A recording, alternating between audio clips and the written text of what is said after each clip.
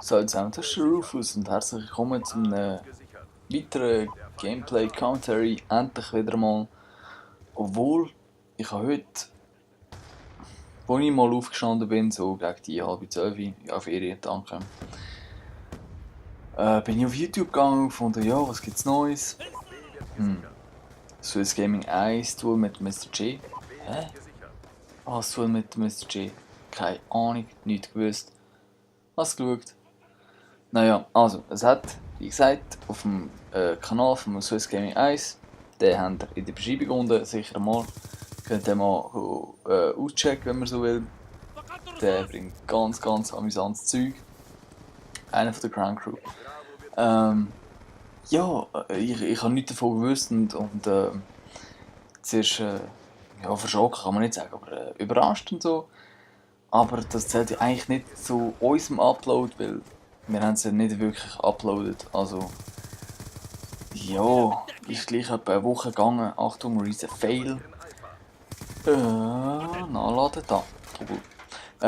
Ja, ist doch einige Tage gegangen, jetzt sicher etwa eine Woche, bis seit wir wieder mal ein Video haben können aufladen.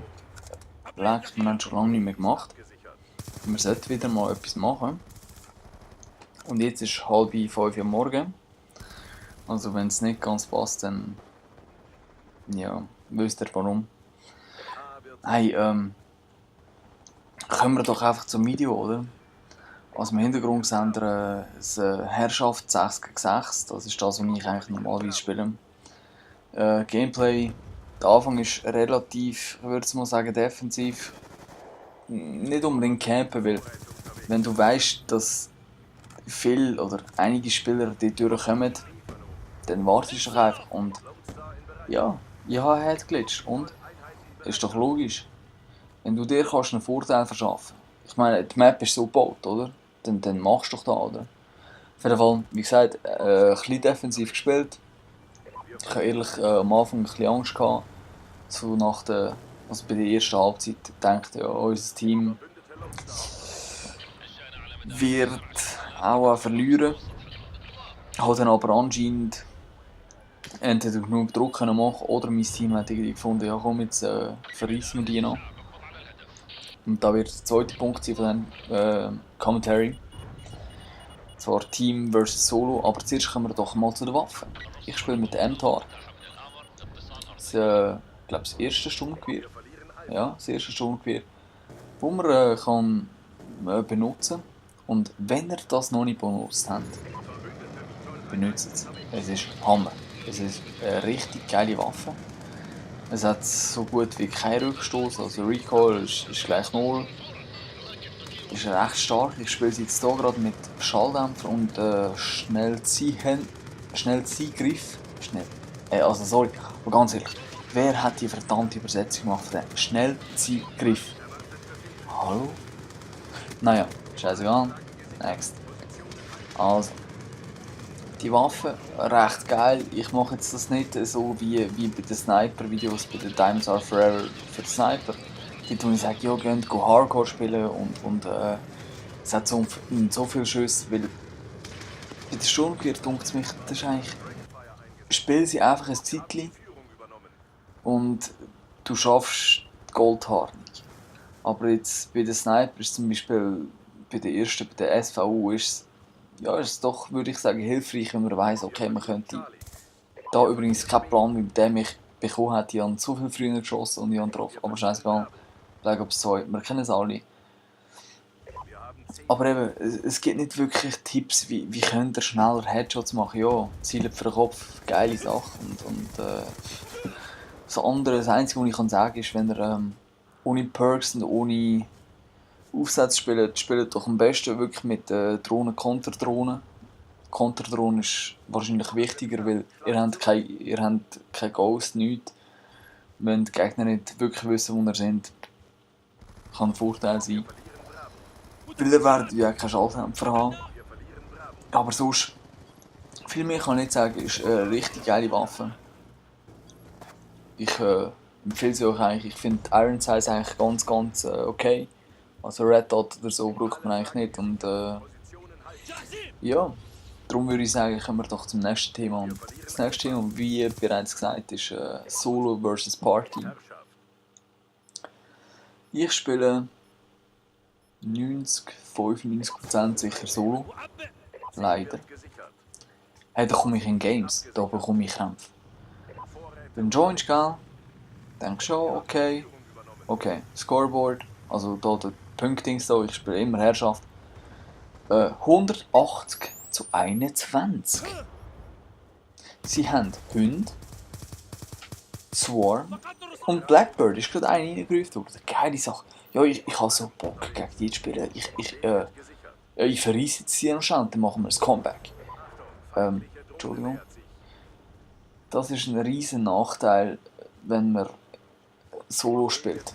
Du kommst einfach in angefangene Games und es ist richtig schwierig, dort irgendwie noch glimpflich davon zu kommen.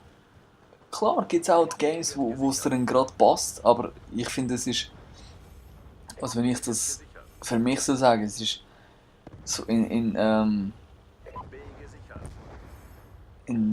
Pace reinkommen. Pace, wie heisst das da wieder? Ja, weiß auch nicht. Einfach so in Geschwindigkeit oder in der Art, wie die Spieler spielen. Also wenn man ganz am Anfang anfängt und man nimmt irgendwie mal die A-Flagge ein oder die C-Flagge, keine Ahnung. Man merkt irgendwie gerade, okay, die Gegner gehen hart zu B, ganz hart. Oder die Gegner, die schießen eigentlich auf die Flagge, das ist eigentlich denen scheißegal. Du kannst irgendwie das Team einschätzen, aber wenn du einfach in den Match reinkommst, dann hast du keinen Plan, was soll ich machen. Also, wir sind triple capped und ja. Auf der anderen Seite hast du eine ganze Party. Und das habe ich jetzt gerade heute gehabt. Ich habe mit dem Crown Blazer gespielt. Da ist der Schweizer 100-Pluser. 100-Pluser, geiles Wort. Gibt es nicht, habe ich erfunden. Dankeschön. Die Beschreibung von ihm ist sicher auch in der Beschreibung. Hey Gott, verdammt nochmal, Mann. Der Link von ihm ist sicher auch in der Beschreibung. Leck mir am Arsch. Also, der Link von ihm ist sicher auch in der Beschreibung. So, danke, das ist richtig. Er hat einfach 100 Plus auf seinem Channel und ja, es lohnt sich wirklich, den mal anzuschauen. Richtig geile Gameplays.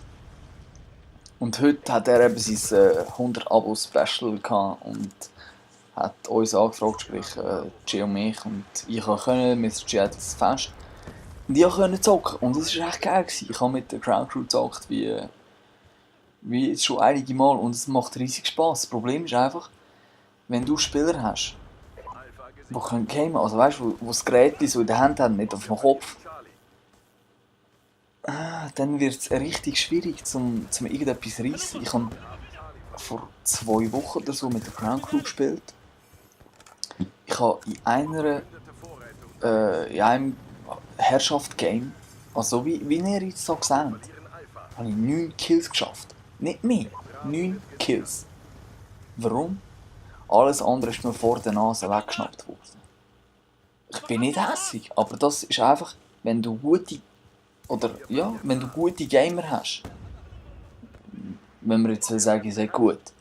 Ich würde es nicht sagen, ich sei wirklich gut, aber ja, das ist ein anderes Kommentar dann mal.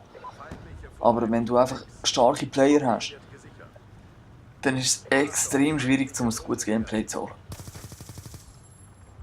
Auf der anderen Seite spielst du mit einer Party, du hast das Game so gut wie gewonnen und das hast du zum Teil nicht. Wenn ich Solo spiele, dann habe ich so Flaggen, wie wollen wir dem sagen? Flaggenallergische Doppeln. Ja, das passt. Hey, wir werden Triple Cap, wir werden gespawnt PC. Alle 6. Meinst du, die haben Interesse, C einzunehmen? Nein, die säckeln einfach weiter und sterben wieder mal. Das regt mich auf, sorry, ich bin nicht ein grosser Objective-Spieler oder so, aber das ist einfach, in einer Party hast du das nicht. Du musst dir weniger Sorgen machen, dass Teammates irgendetwas im Grind haben, weil die haben etwas im Grind. Danke. Ja, das Gameplay ist, wie lange haben wir noch? Nicht mehr allzu lang. Was würde ich euch anraten, wenn ihr Mühe habt und alleine spielt? Sucht euch Kollegen. Also, nein, im Game natürlich. Ihr könnt auch gerne den Mr. G oder mich anfragen. Wir sind eigentlich wirklich offen zum. Oh, jetzt ist fertig, scheiße. Nein. Fuck. Nein, also, ja, ihr könnt uns auch gerne anfragen. Wir zocken mit euch. Aber mein Tipp ist, sucht euch je nachdem 1 bis 2 Spieler, also Kollegen, die ihr zusammenspielt. Dann ist das Game ganz, ganz viel einfacher und weniger nervenraubend. Also, ich wünsche einen schönen Abend und guten Morgen. Yes. Tschüss.